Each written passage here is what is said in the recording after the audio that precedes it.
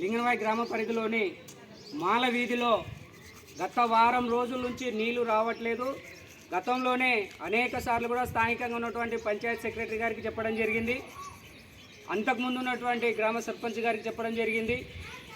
మండలంలో ఉన్నటువంటి ఎంపీడీఓ గారికి తెలుసు, ఎంఆర్ఓ గారికి తెలుసు, స్థానికంగా ఉన్నటువంటి అధికారులకు తెలుసు, నాయకులకు తెలుసు, అందరికీ తెలుసు. అయినప్పటికీ కూడా గత 5 సంవత్సరాలు కూడా ఈ సమస్య పరిష్కారం కాలేదు. ఎక్కడో మినిమం ఒక 500 మీటర్ల దూరంలో ఉన్నటువంటి పైప్ లైన్కి లింకు కలపడం ద్వారానే ఈరోజు ఈ కాలనీలో ఉన్నటువంటి దాదాపు 70 కుటుంబాలకు నీళ్లు రాక చాలా అవస్థలు పడుతూ ఉన్నారు. వారి అవస్థలు వర్ణానితం.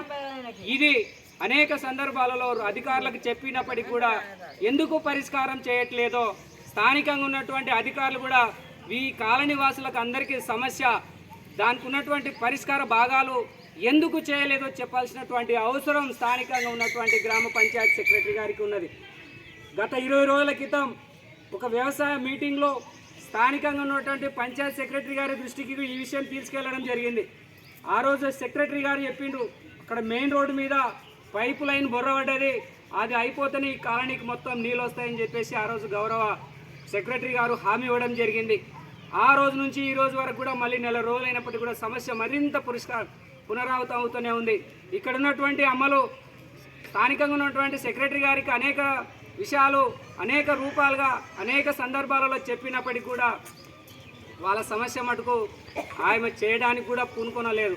ఎందుకు ఈ కాలనీ వాళ్ళు చేసినటువంటి పాపం ఏదైనా ఉందా, లేక వీళ్ళు మిషన్ బయటటువంటి నీళ్ళని తాగకూడదా, లేక ఏదైనా ఈ కాలనీ మొత్తానికి కక్ష కట్టుకున్నారా, ఇక్కడ ఉన్నటువంటి అధికారులు ఎందుకు ఈ కాలనీపై అంత వివక్ష చూపుతున్నారని చెప్పేసి కూడా ఈరోజు మేము సిపిఎం పార్టీగా స్థానిక అధికారులని నాయకులని ప్రశ్నిస్తూ ఉన్నాం.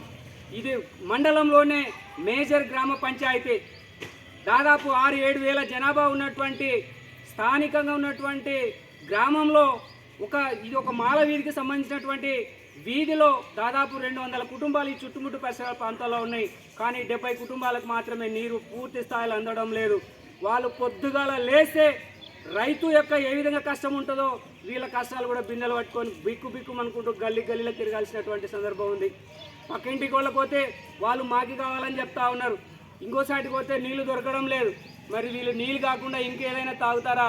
స్థానికంగా ఉన్నటువంటి అధికారులు కూడా దీనిపై స్పందించాల్సినటువంటి అవసరం ఉంది. ఎందుకు చేయట్లేదు? ఈ తల్లులు పొద్దున్నుంచి రాత్రి వరకు వాళ్ళ కాయ కష్టం చేసుకొని ఇంటికి వచ్చి పిల్లలకి 4 మెతుకులు అన్నం వండి పెడదామంటే కూడా చుక్క నీరు దొరకడం లేదు. ఒక్కరోజుతో అయితే సమస్య ఏదో పొరపాటు జరిగింది అనుకోవచ్చు.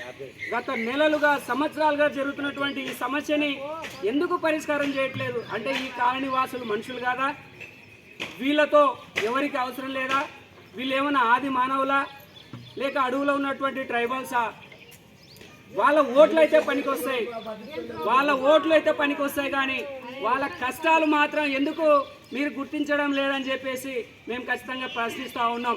ఈ సమస్యని గినక త్వరలోనే పరిష్కారం చేయకపోతే ఇదే గ్రామ పంచాయతీ పరిధిలోని ఆఫీసు దగ్గర ఈ కాలనీ వాసులు ఉన్నటువంటి మొత్తాన్ని 200 మందిని తీసుకొచ్చి అదే స్థానికంగా ఉన్నటువంటి శాఖ సెక్రటరీ గారి ఆఫీసును కూడా దిగ్బంధం చేస్తామని చెప్తా ఉన్నాం. ఇక్కడే కనపడుతూ ఉన్నది, మేము నిలవన్నటువంటి ప్లేస్లోనే మిషన్ భగీరథ పైప్ లైన్ ఉన్నది.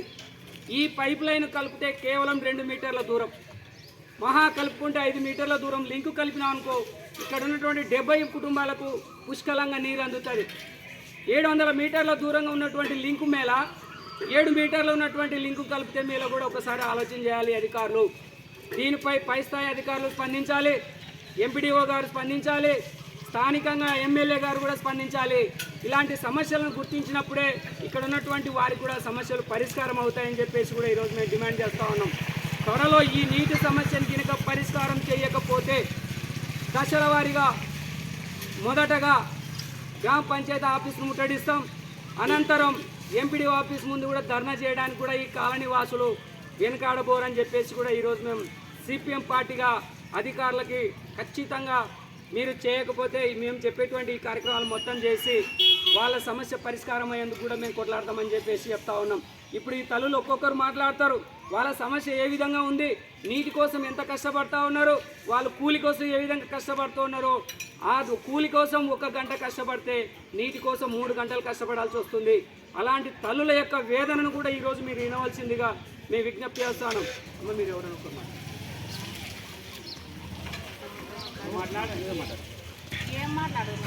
నీ కష్టాలు నీళ్లు రావడం లేదు. గ్రామ పంచాయతీ సెక్రటరీ కూడా చెప్పినాం, కానీ మేము చేస్తానని చేయలేదు. కానీ మంది కల్లా నీళ్ళు వస్తే మాకు కనీసం 2 బిందెల నీళ్ళు కూడా రావడం లేదు.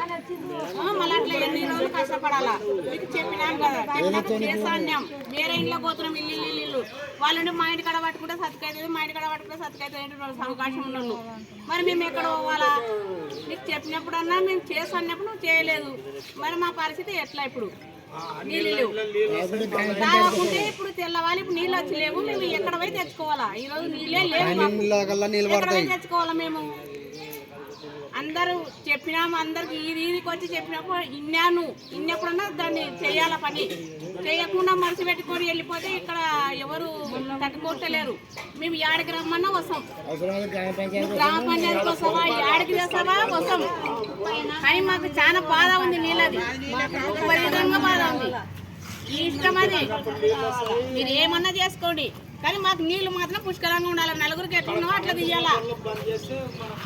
ఓట్లకు దాంట్లోకి వచ్చినప్పుడు వాళ్ళు చేస్తాం, నీళ్ళు చేస్తామన్నప్పుడు ఇప్పుడు నీళ్ళు ఎవరు పట్టించుకోరయ్యా. మాకు ఓట్లు అడగడానికి వచ్చినప్పుడు ఎవరైనా మా ఇంట్లో ముందరకు వచ్చినప్పుడు ఈసారి బాగుండదు, చిన్నమన్నగా ఉండదు. మాకు మాల వీధి ఒకటి ఏం పాపం చేసింది? మాలలో ఎవరైనా ఈ గల్లీకి ఎక్కడైనా ఎక్కుతున్నాయి నీళ్ళు, ఎక్కడైనా మాట్లాడండి. రోడ్ కానుంటే కింద మీదకి మాల గేరికే వస్తలేవు నీళ్ళు.